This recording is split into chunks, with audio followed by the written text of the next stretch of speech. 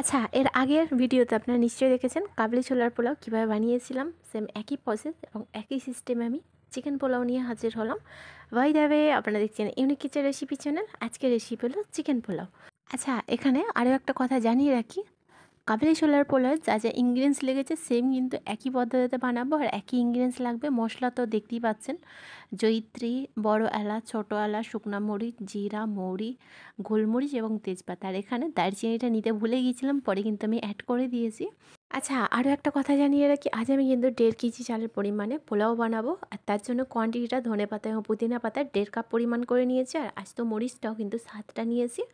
আর tomato কিন্তু 3টা মাঝারি সাইজের নিয়েছি। এখানে 15 পিস আস্ত মরিচকে ভীষণই মিহি করে কেটেছি। মানে সব কিছু একটু বেশি বেশি, মানে এটা রসুনটাও একটু বেশি। আর 1.5 কেজি পরিমাণে বাসমতি চাল দেখতেই আমি তো সাজেস্ট করব, বিরিয়ানি কিংবা পোলাও বানালে কিন্তু বাসমতি চাল, ইন্ডিয়া গেট বাসমতি চালটাই সাজেস্ট করছি। এর ভাতটা কিন্তু একটা একটা ঝরঝরা হয়। আচ্ছা, এখানে টক দইটা কিন্তু 5 স্পুন নিয়েছি, ভালো করে ফাটিয়ে নিয়েছি। আর চিকেনটা আমি 1 কেজি পরিমাণে নিয়েছি, কেননা 1.5 কেজি পরিমাণে চাল যেহেতু আছে, সেম সেম রাখলে ভাত এবং চিকেন একই সঙ্গে হয়ে যাবে, আর ভালো লাগবে না ভাতটা খেতে। আর অতিরিক্ত চিকেন হয়ে গেলেও ভালো লাগবে না। তো দেখতেই পাচ্ছেন ছোট ছোট করে সাইজ করে কিউব সাইজের কেটেছি। আর একটু বড় সাইজ করলেও কিন্তু সেটা দেখতেও ভালো লাগবে না আর খেতেও ভালো লাগবে না। আচ্ছা, এরপর হচ্ছে চিকেনটাকে একটু সিদ্ধ করে নিতে হবে। তার জন্য প্রেশার কুকারের মধ্যে সেম একই ইনগ্রিডিয়েন্টস দেবো, তেজপাতা, লং, দারচিনি, ছোটো এলাচ, জয়িত্রী, 1 টিস্পুন অফ সল্ট, আর হচ্ছে 2 টিস্পুন অফ রিফাইন্ড অয়েল।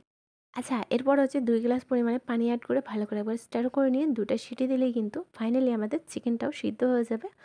আচ্ছা, অনেকেই হয়তো চিকেন পোলাও বানানোর আগে চিকেনটা কিন্তু তেলে আলাদাভাবে ভেজে তুলে নেয়, যেটা চিকেনের মানে ওর টেস্টটা নষ্ট হয়ে যায়। মানে চিকেন পোলাওটা একটা হোয়াইট হোয়াইট হোয়াইট হয়, মানে কালারটাও হয়, আর চিকেনগুলো কিন্তু হোয়াইট হয়ে থাকে। আর চিকেন তেলে ভাজা মানেই তো লাল এসে যায়, মানে রেড কালার এসে যায়, যেটা খেতেও ভালো লাগে না। চিকেনের সাইজগুলো অনেকটাই ছোট হয়ে যায়। আমি সাজেস্ট করব এইভাবে একবার বানিয়ে দেখুন, মশলার টেস্টটা এবং কালারটা দুটোই কিন্তু বজায় থাকে। আচ্ছা, অনেক কথা হয়েছে, এরপর হচ্ছে চালটাও কিন্তু ভিজিয়ে রাখতে হবে। তার আগে 2বার ভালো করে ধুয়ে নিয়ে আমি 20 মিনিটের জন্য ভিজিয়ে রাখবো।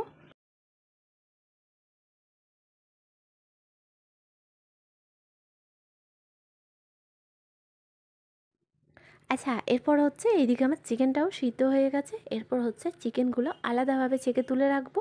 আর চিকেনের যে স্টকটা সেটাও কিন্তু আমি আলাদাভাবে যত্ন করে রেখে দেবো। আপনারা নিশ্চয়ই দেখেছেন কাবলি ছোলাতেও কিন্তু সেম একই প্রসেস আমি ইউজ করেছি। আর যে গোটা মশলাগুলো দিয়েছিলাম সেগুলো কিন্তু অবশ্যই বাদ দিয়ে দেবো।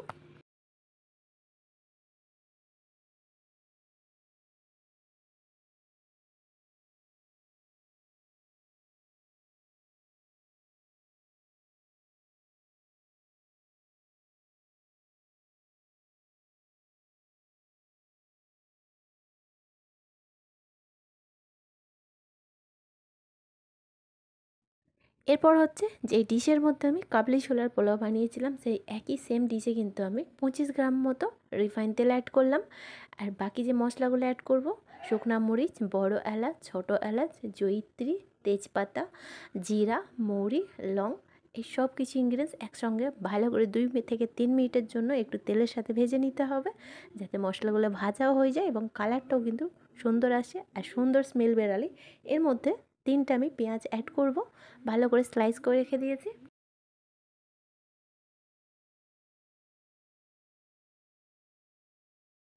আর অবশ্যই মাথায় রাখবেন, পেঁয়াজের কালারটা কিন্তু গোল্ডেন টু ব্রাউন না হয়, হোয়াইট হোয়াইটই থাকবে। আর জাস্ট অনলি পেঁয়াজটা যেন সফট হয়ে যায়। তারপর হচ্ছে নেক্সট প্রসেস, মানে বাকি ইনগ্রিডিয়েন্টস অ্যাড করব। আর গ্যাসের ফ্লেম অবশ্যই মিডিয়াম টু স্লো ফ্লেমেই করি, কিন্তু তেলের মধ্যে একটু স্টার করে নিতে হবে। আর হাই ফ্লেমে করলেই কিন্তু পেঁয়াজের কালার চলে আসে, যেটা পোলাওর মধ্যে ভালো লাগবে না, টেস্টটা নষ্ট হয়ে যাবে। এরপর যে কুচানো মরিচ ছিল সেটাও আমি অ্যাড করে দিলাম। আচ্ছা, আপনারা চাইলে ঝালের কোয়ান্টিটিটা একটু কমও রাখতে পারেন, কিন্তু পোলাওয়ের মধ্যে যেহেতু অন্য বাকি গুঁড়ো মশলা কিছু অ্যাড করছি না, কাঁচা মরিচের গন্ধ এবং যে ঝাল ঝাল ভাবটা আছে না, পোলাওয়ের মধ্যে দারুণ একটা টেস্ট আনে। নিশ্চয়ই আপনারা দেখতে পাচ্ছেন পেঁয়াজের কালারটা কিন্তু সেম আছে, হোয়াইট আছে এবং সফট হয়ে গেছে। এই স্টেজে আমি যে রসুনের কোয়া নিয়েছিলাম সেটাও অ্যাড করে দিয়েছি এবং ভালো করে 2 থেকে 3 মিনিট পর কিন্তু আদা রসুনের পেস্ট 2 টিস্পুন অ্যাড করব। আর আদা রসুনের পেস্ট অ্যাড করার পর কিন্তু যতক্ষণ না কাঁচা গন্ধটা যাচ্ছে ততক্ষণই আমাদের কষাতে হবে, ওই ধরে রাখুন 3 থেকে 4 মিনিটের মতো। আদা রসুনের কাঁচা গন্ধটা নিশ্চয়ই এতক্ষণ শেষ হয়ে গেছে। এরপর 3টা টমেটো যে কুচি করে রেখেছি সেটাও আমি অ্যাড করে দেবো। আর এটাও কিন্তু ভালো করে সমস্তটার সঙ্গে একটু কষিয়ে নেব।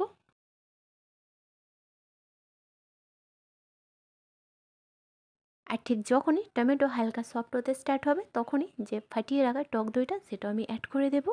আর গ্যাসের ফ্লেম অবশ্যই মিডিয়াম টু স্লো ফ্লেমেই রাখবেন। আর এটা কিন্তু ঘড়ি ধরে 6 থেকে 7 মিনিট মতো কষাতে হবে, যতক্ষণ না একে অপরের সঙ্গে টক দইটা মিশে যাচ্ছে এবং তেলটা উপরে ভেসে আসছে।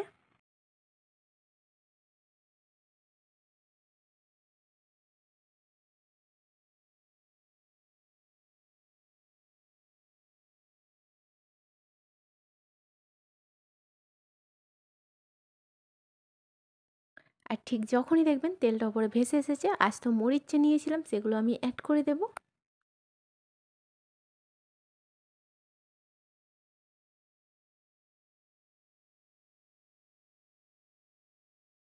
আচ্ছা, আস্ত মরিচটা অ্যাড করার 3 থেকে 4 মিনিটের পর কিন্তু আমি ধনেপাতা এবং পুদিনা পাতাটাও অ্যাড করে দেব। আর ঠিক যখনই ধনেপাতা এবং পুদিনা পাতা এর ফ্লেভারটা মশলার মধ্যে অ্যাড হয়ে যাবে, মানে ছেড়ে দেবে, গন্ধটাও খুব সুন্দর বেরাবে, ঠিক তখনই আমাদের যে ভিজিয়ে রাখা চালগুলো এর মধ্যে অ্যাড করতে হবে এবং চালগুলো দেওয়ার পর খুব আলতো হাতে স্টার করতে হবে, মানে মেশাতে হবে ধরুন 2 থেকে 3 মিনিটের মতো।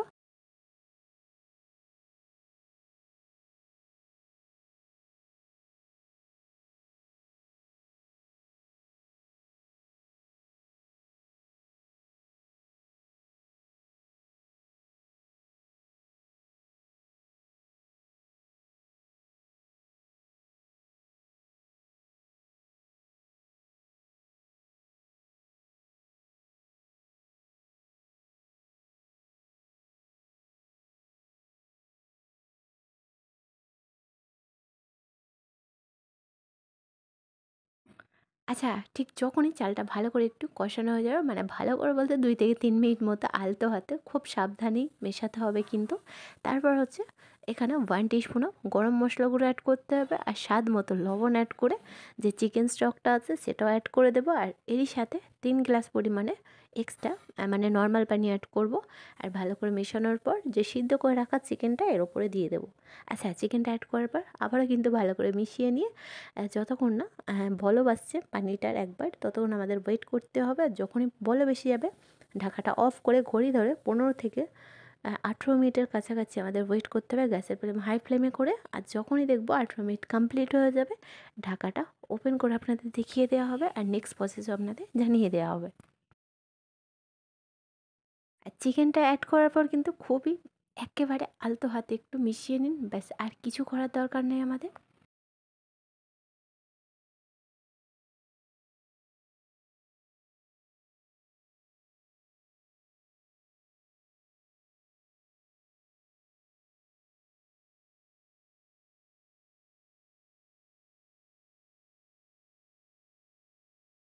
ঢাকাটা অফ করে দিলাম।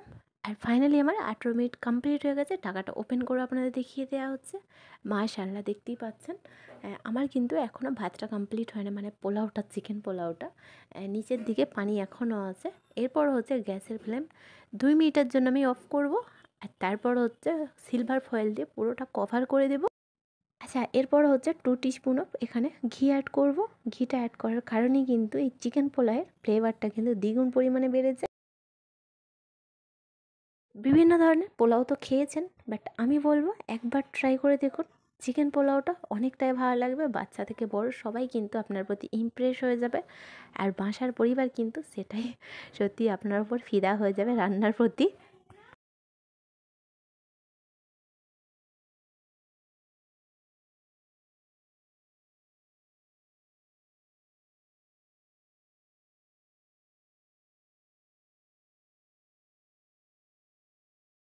আচ্ছা, সিলভার ফয়েল অ্যাড করার পর হচ্ছে ঢাকাটাও কিন্তু ওপর থেকে ভালো করে একটু প্রেস করে দিলাম, মানে চেপে দিলাম। এরপর হচ্ছে গ্যাসের ফ্লেম অন করে স্লো টু মিডিয়াম ফ্লেমে একদম ঘড়ি দেখে 40 মিনিটের কাছাকাছি দমে রেখে দিতে হবে। আর 40 মিনিট যখনই কমপ্লিট হয়ে যাবে 5 মিনিট মতো রেস্টে রাখার পর হালকা ঠান্ডা হলে সিলভার ফয়েলটা কিন্তু খুব সাবধানে খুলতে হবে, ভীষণ অতিরিক্ত পরিমাণে গরম থাকে। আর ওপেন করার পর আপনারা দেখতেই পাবেন মাশাআল্লাহ একেবারে ঝরঝরা একটা একটা ভাত হয়। সত্যি কথা বলতে এতটাই টেস্টি, এতটাই মজাদার একটা ইউনিক একটা চিকেন পোলাওটা, খুব মজাদার। আশা করছি এই চিকেন পোলাওটা আপনাদের নিশ্চয়ই ভালো লেগেছে। ভালো লাগলে অবশ্যই প্রত্যেকবার মতো কমেন্ট বক্সে জানাতে ভুলবেন না।